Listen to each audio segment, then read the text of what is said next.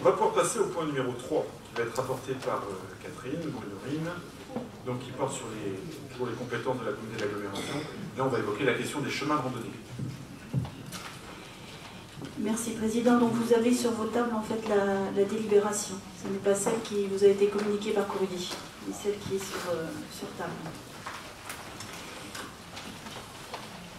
Donc conformément aux dispositions du CGCT, la communauté d'agglomération dispose d'un délai de 2 ans à compter de sa création pour décider de la restitution totale ou partielle de certaines compétences. Donc, la communauté d'agglomération Mont-Saint-Michel-Normandie bénéficie d'un territoire propice à la pratique de la randonnée. La diversité des paysages, les sites naturels exceptionnels et le patrimoine remarquable répartis entre littoral et terres intérieures sont autant d'atouts permettant le développement d'un tourisme vert et durable.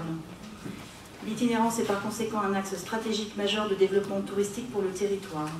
Il s'agit en effet de permettre un équilibre territorial entre les différents secteurs géographiques, d'améliorer l'attractivité du territoire, de favoriser la prolongation des durées de séjour et d'encourager l'élévation des taux de satisfaction. Les travaux mis en œuvre pour construire la stratégie d'itinérance de la communauté d'agglomération ont permis d'évaluer les besoins inhérents à la valorisation des grands itinéraires de randonnée présents sur son territoire, services spécifiques, travaux d'aménagement, hébergement, et pour répondre au mieux à ces besoins, créer du lien avec les territoires voisins et permettre le développement de cette activité touristique, la communauté d'agglomération doit garder sa compétence pour l'entretien des grands itinéraires de randonnée, pédestres, équestres, cyclo, VTT. Le réseau des boucles locales nécessite un travail de proximité pour permettre de garantir son accessibilité et sa pérennité. Au vu des statuts actuels, les boucles locales ainsi que les grands itinéraires sont désignés par les chemins de randonnée, figurant dans les cartes spécialement établies à cet effet. Pour garantir un maillage territorial de qualité et afin de faciliter les déplacements doux sur l'intégralité de son territoire, et notamment pour développer des séjours touristiques sans voiture, la stratégie itinérance développée prévoit de créer des boucles de randonnée, équestres, cyclo, pédestres, communautaires en appui des grands itinéraires de randonnée. Ces boucles répondront au cahier des charges des différentes fédérations et des instances départementales et régionales. En nombre limité et dans des secteurs ciblés, elles viendront ainsi compléter l'offre de boucles de proximité. Les travaux nécessaires à la création de ces boucles, c'est-à-dire les repérages, la concertation qui va être faite avec le territoire, seront lancés en 2019 en partenariat avec les communes concernées et les structures compétentes. Concernant la création effective de cette nouvelle offre, la procédure qui sera à mettre en œuvre sera celle du droit commun prévu dans le code, dans le CGCT, donc avec la consultation des communes. Il vous est donc proposé de restituer aux communes les boucles locales existantes et figurant dans des cartes spécialement établies à cet effet, de garder et d'étendre la compétence de la communauté d'agglomération Mont-Saint-Michel-Normandie aux grands itinéraires, y compris les voies de liaison de ces grands itinéraires, d'étendre la compétence de participation aux frais d'entretien des voies vertes départementales à l'ensemble du territoire de la communauté d'agglomération, cette extension étant automatique. Ainsi, la communauté d'agglomération Mont-Saint-Michel-Normandie serait compétente sur son territoire pour l'entretien et la valorisation des grands itinéraires de randonnée, soit les GR 22 et 223, les chemins du Mont-Saint-Michel, ils sont au nombre de 5, la route des chiffonniers, patrimoine à cheval en baie du Mont-Saint-Michel, c'est cet itinéraire équestre qui permet d'aller de Cancale à Bréal, donc qui existe aussi sur une partie bretonne, la route des Abbayes, la Vélocénie, donc de Notre-Dame au Mont-Saint-Michel, l'itinéraire qui va des plages de débarquement au Mont-Saint-Michel, l'Eurovélo 4 et Tour de Manche, et l'itinéraire Tatiou, le Mont-Saint-Michel. En dehors des chemins recouverts de produits bitumeux, l'entretien de ces chemins pour l'activité agricole ou pour des pratiques motorisées restant de compétences communales. Alors, avant de répondre à vos questions, je voudrais juste vous apporter quelques éclaircissements. Donc en fait, ce qu'on vous propose, c'est de travailler en 2 étapes. Au sein de la commission tourisme, nous avons fait d'abord l'état des lieux, c'est-à-dire qu'on a listé tout l'existant des grands itinéraires, des boucles locales. En ce qui concerne les boucles locales, on a travaillé sur il y a eu des groupes de travail qui ont travaillé sur un cahier des charges. Donc en fait, on a repris pour le pédestre, pour le cheval, pour le vélo, etc. On a repris les règles des fédérations. Voilà. Et donc, il y a une personne, une chargée de mission, qui est allée sur place, qui a commencé à relever, mais elle n'a pas pu tout faire dans le temps qui nous était imparti. Il y a des associations qui nous ont aidés. Et il s'avère que pour le moment, il n'y a aucune boucle locale qui corresponde à 100% aux exigences des cahiers des charges. Alors il y en a qui en sont très très proches. Voilà, donc ce qu'on vous propose, c'est dans un premier temps de garder la compétence sur les itinéraires structurants, tels qu'ils ont été listés ici. Et puis en 2019, nous allons travailler sur ces fameuses boucles locales. Donc celles qui sont existantes et qui sont pertinentes, on va les améliorer pour qu'elles rentrent, qu'elles correspondent au cahier des charges et prendre la compétence ensuite. Et puis on verra aussi, là où il y a nécessité, de créer de nouvelles boucles locales. Voilà, donc c'est pour ça que moi j'ai tenu à ce que vous ayez cette délibération libellée de cette façon, parce que dans la manière dont on avait libellé la première, je trouvais que ça ne correspondait pas du tout à l'esprit du travail qui avait été fait en commission de tourisme. Voilà, je ne sais pas si vous avez des questions.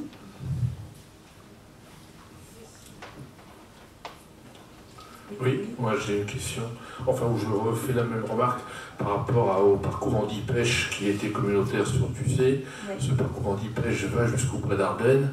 Et en 2019, est-ce qu'il continue à être entretenu par la communauté ou est-ce qu'il reviendra à la commune?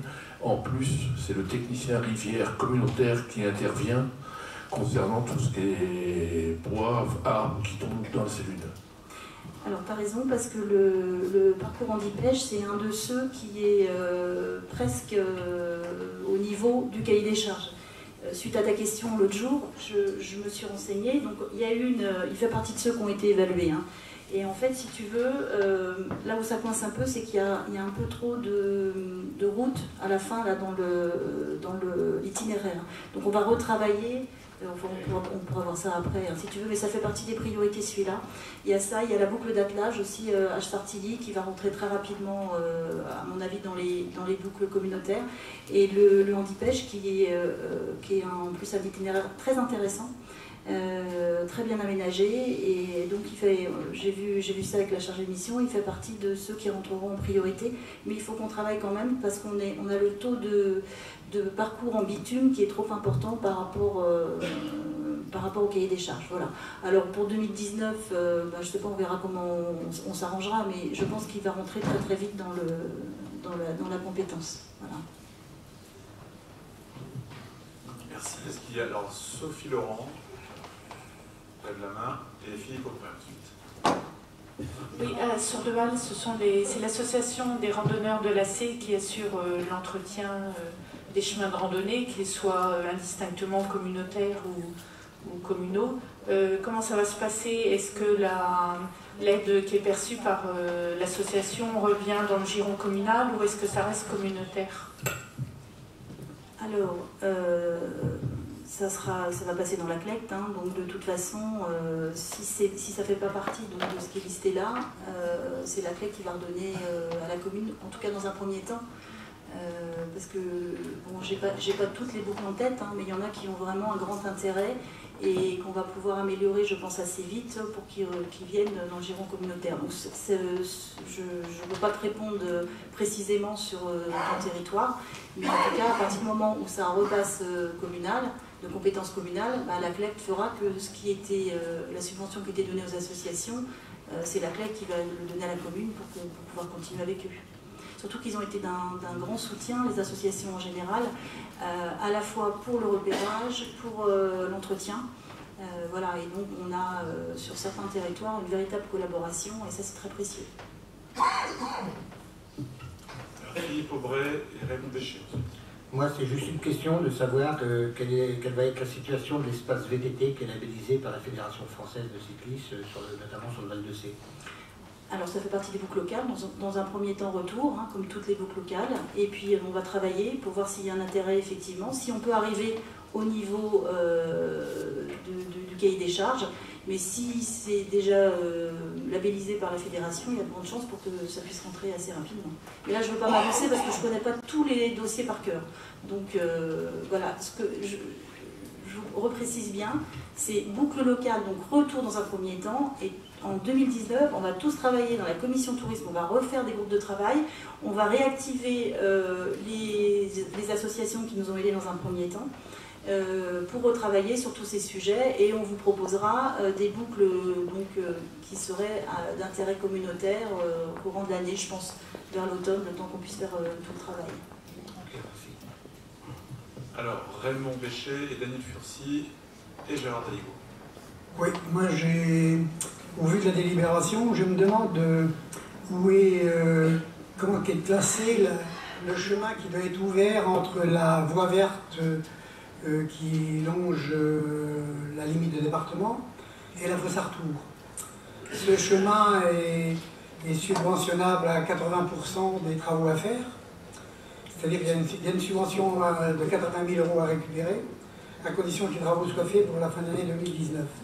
Nous, communes, nous avons déjà commencé à essayer de pallier à 2 ou 3 endroits où il fallait réacquérir du terrain, sur très peu de distance, mais il fallait que ce soit fait. Et aussi intervenir auprès de géomètres pour mettre les choses en place. Alors, est-ce qu'il faut continuer ou est-ce que ça est carrément arrêté?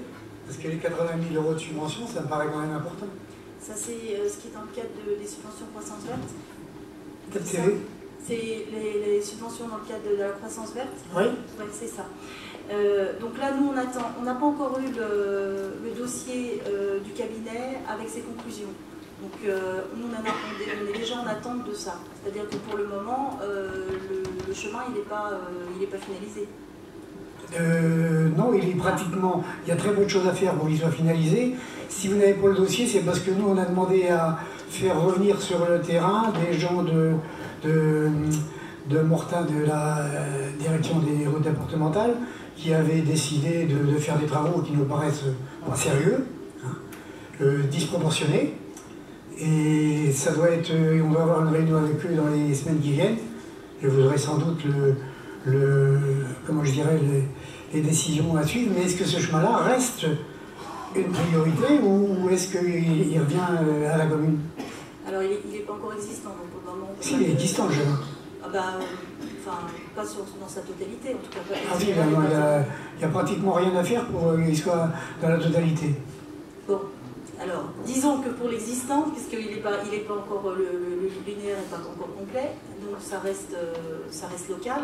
Par contre, moi j'ai une interrogation là-dessus, c'est-à-dire que ce n'est pas traité par le tourisme ce dossier-là, puisque comme c'est un financement dans le cadre de croissance verte, moi j'ai pas la main sur les financements et sur les décisions. Donc je ne sais pas si quelqu'un ici peut répondre, mais moi je ne peux pas répondre à la question, à ce qui a été au dossier croissance verte. Je voudrais ajouter quand même qu'on ne peut pas nous laisser faire, nous, des démarches, voire entamer des frais, sans qu'on soit sûr du résultat. Hein.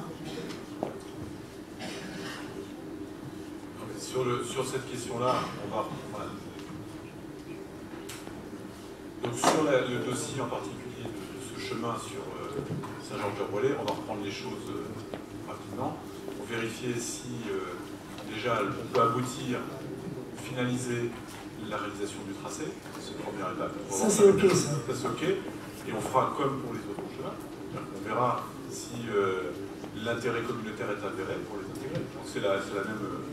La question de Raymond Béchet, c'est est-ce qu'on poursuit ou pas ce projet-là, et il y a un financement dans le cadre d'un dispositif bien spécial. Sauf que ce n'est pas le tourisme qui gère ce dispositif, et je ne sais pas qui est les VP en charge de ça. C'est toi, Serge, non? Qui c'est qui s'occupe de la croissance verte? Effectivement, c'est un dossier qui était dans le cadre de la TEPCV, territoire à énergie positive pour la croissance verte. Donc, mais maintenant, ce dossier-là, par la gauche, je ne sais pas exactement d'où il en est. Alors, en fait, là, on est clairement dans l'investissement, le pays d'investissement. Donc, on est en train de travailler sur la programmation d'investissement de l'année prochaine. Pour ça, il faut qu'on reprenne toutes les données, qu'on revoie quel était le reste à charge pour la collectivité, pour aboutir. Le TEPCV, c'était 80% de subvention. Ce qu'il faut savoir quand même, c'est que si nous on fait des frais et puis que vous nous dites l'année prochaine que vous les assurez au dos, c'est pour la peine. Hein. Mais c'est bien de savoir que la commune est en train de faire des frais au nom de la communauté d'agglomération. Ah non, mais attendez. C'est pour ça que c'est important qu'on se voit. Bon, non, mais... On récupère les données avec Angélique et Albert. On reprend les données dès la semaine prochaine et on ficelle les choses calmement. Ce qu'il faut savoir, c'est qu'il faut que les travaux soient finis pour la fin 2019 pour toucher les subventions. Octobre 2019.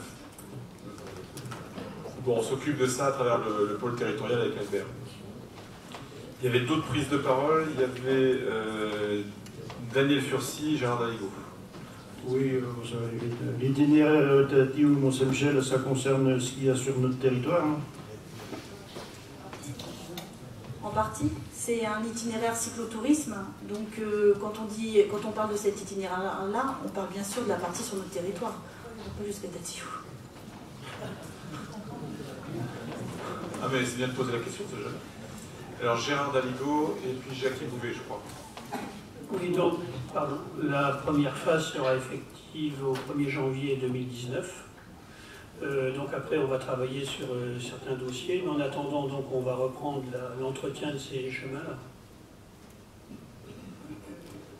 Oui, à partir du moment où il y a la compétence, il y a l'entretien, mais ça, c'est aussi la CLECT qui va travailler là-dessus.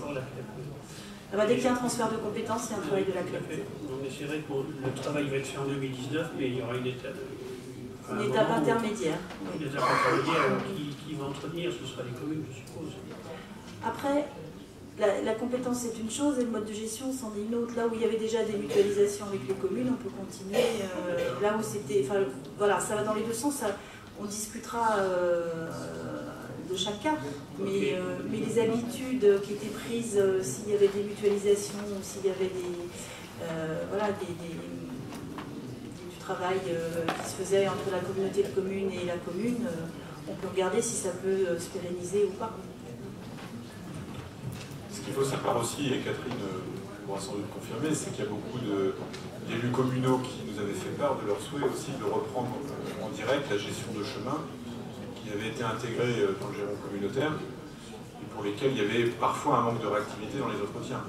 Donc le fait qu'on reparte vers une gestion communale pour tous ces segments, ces tronçons qui sont parfois un peu isolés, va permettre sans doute de mieux entretenir ces parties, avec, lorsque les boucles sont mieux construites et si elles ont un véritable intérêt communautaire, une reprise en main à ce niveau-là. Est-ce qu'il y avait d'autres prises de parole?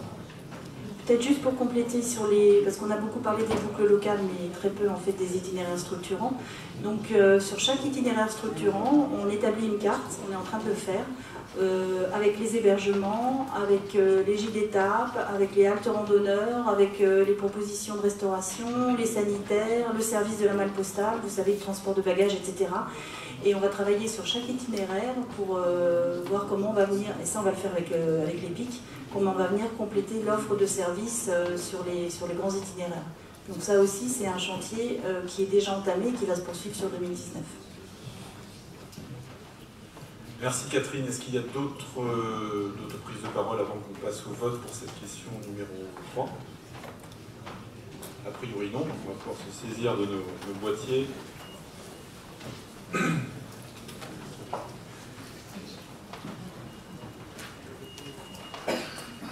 Voilà, vous pouvez voter.